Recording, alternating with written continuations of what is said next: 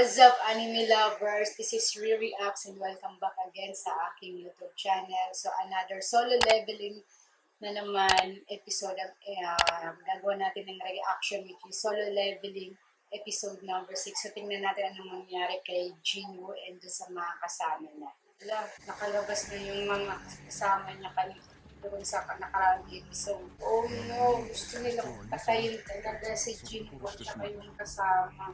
Malupit din to no? Kapal ng mukha. Gusto nilang patayin si Jinwoo at saka yung dalawa. At saka yung isa. Matalino to Yung leader nila sobrang talino. Gusto nang patayin lahat ng mga nakakasama nila sa pag-raid. So, sa sobrang talino nung leader nila, alam niyang may kaya, mapera yung C-rank na bagong hunter. Mga loko talaga Sunod-sunuran din itong mga alaga nitong leader nila kung ano yung gustong gawin. Laya na.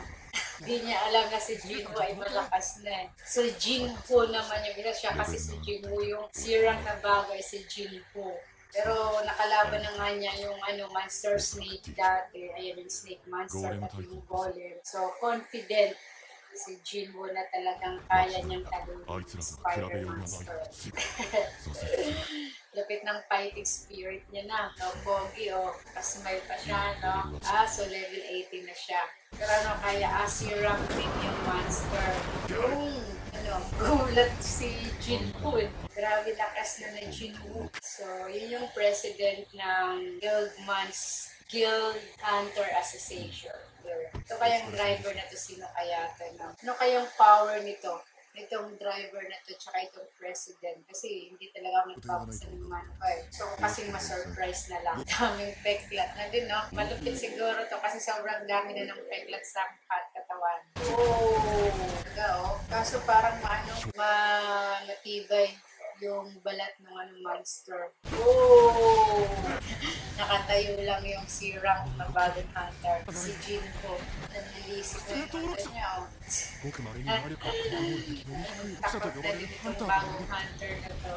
Pero siya lang talagang pumalaban sa spider monster.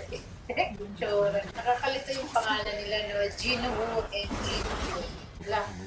Nadi-drain na. Nakapatig na siya sa katawan. Sabi, nandihina na siya. Buti na lang nakaiwas siya na kuntis nung magbalat niya or baka mukha niya masusunog. Kinakabahan na siya. Okay, so ano ba yung skills niya? Okay, speed power skills. Tamaan kaya. Ako wala. Natibay yung shield ng spider monster. Yung isang di man ang tumulong sa kapunga lang.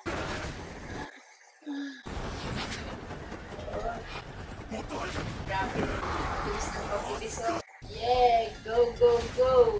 Malapit na. Ay, ang patay niya nasa 70%. Ay, wala. Pinalaban si Jinwoo. Ano kayang gagawin niyan? Tamaan kaya siya. Full recovery. Naka-recover ka agad siya, no? Naka-recover na siya. Saan kaya siya?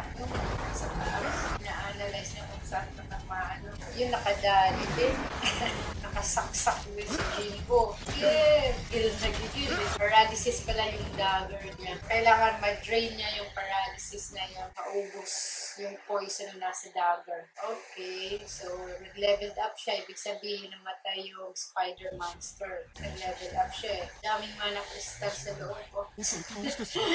Naglala si Jinwoo. Hindi siya makarinex. Hindi niya ma-explain yung nangyari. Okay, may nakuha siyang magic stone or mana stone or ano man tawag dyan.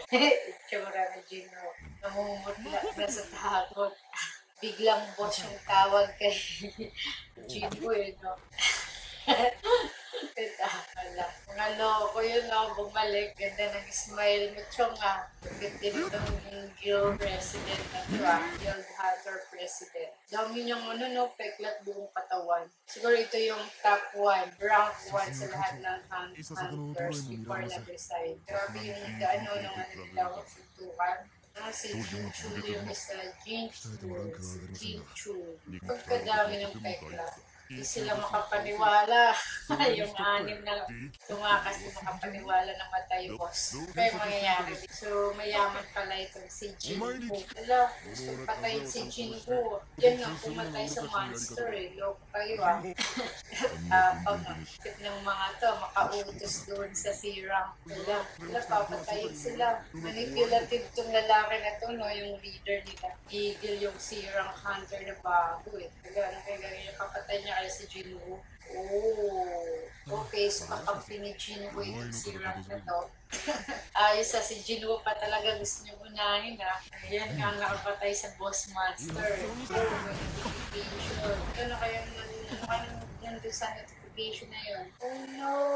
Tinamaan kaya si Jinwoo? Oh, tinamaan siya. Hello, tinamaan si Jinwoo. Buhay pa kaya yan? Patay na. Hala, buwan. Kaya mangyayari sa kanya dyan.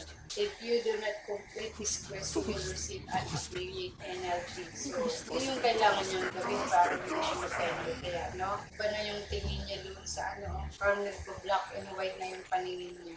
Penalty, your heart will stop. So, sino kayang tinutukoy nila dyan? Itong system na to.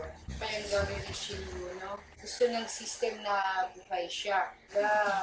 Boss talaga tawag ni Jinwoo, no? Kulit, boss talaga ang tawag. Papalatid na si Jinwoo, ano kayang gagawin niya? Oh, so what's gonna happen? May black shadow na siya, o black aura, o power. Oh, tapang ni Jinwoo. Tapang na ni Jinwoo. Oh no! Oh, patuloy niya! Oh no! Shock! So, yung kanyang quest is kailangan niyang patayin tong anim na to. Kasi nagkaroon na ng 1 point out of 6 eh. Ala, galit na si Jinwoo. Grabe. But if you do not complete this quest, you will stop your heart. Wala siyang choice kundi patayin pa yung mga tira. Or else siya yung mamamatay. Kasi yung penalty niya eh. Oh! Ang bilis ng kanyang eyes. Bilis niya lalo. Yung dagger na yun, may poison yun eh. Hindi sila makapaniwala ng i-ranks lang pero yung malupit yung skills. Patay or brain niya. Oh! Bilis niya. Tira pa lang, patay na agad. So, isa na lang ang natitira. So, which is yung leader yun. Kasi walo sila, hindi counted si Jinwoo. Yung bagong si Rambo. Itong leader nila yung last. Okay. Nagpapakita ka pa ng power mo ah. Sino kayang mananalo dyan sa dalawa? Na-analyze niya ano yung skills ni Jinwoo. So, matibay din yung kanyang body building. Body building niya. Kinamay lang mo. Hindi alam nang nangyari. Itsura mo ha. Buti nga sa'yo. Scammer ka ha. Ngayon, nagmamakawa siya. Ayaw niya pang mamatay. Binabargain niya ba si Jinwoo ha? Okay. Lapit ng lens niya eh, no? Nagpakampi bigla yung kalaban. Tangga-tangga na. Putol, ulo. Putol, ulo niya. Wala. Namatay. Okay. Yung notification may lumabas na naman. Natapos na yung yung quest. Patay yung mo. Deads lahat. Sobrang Jinwoo. Wala man lang awa. D-rank and D-rank. C-rank hunter yung mga kasama na, tapos D-rank lang yung veterano. Nagtataka tong babae. Big time talaga ito si Jinwoo nila. Murderous intent level 1. Oh my ganun siya, no? Power. Nilockdown bigla si Jinwoo eh. Kung hindi niya alam, yun nung pumatay sa lahat. Boss na talaga ang tawag eh. So, excited na ako sa mga next episode, sa episode 7 ng Solo Leveling, kung ano yung mangyayari. Goosebump yung yung si Jinwoo eh. Kasi patagal ng patagal, palakas siya ng palakas. Oh, laki ng katawan. Kamukha nung kamukha yung pinatay ni Jinwoo ka na pinulot ulo, likod pa lang, baka yung kapatid. So, yun, nabitin ako, no? Sobrang ganda, nakaka-excite ang mga next episode. So, kung nagustuhan mo ang aking reaction about sa Solo Leveling episode number 6, please like and subscribe for more anime reaction. See you on my next reaction video.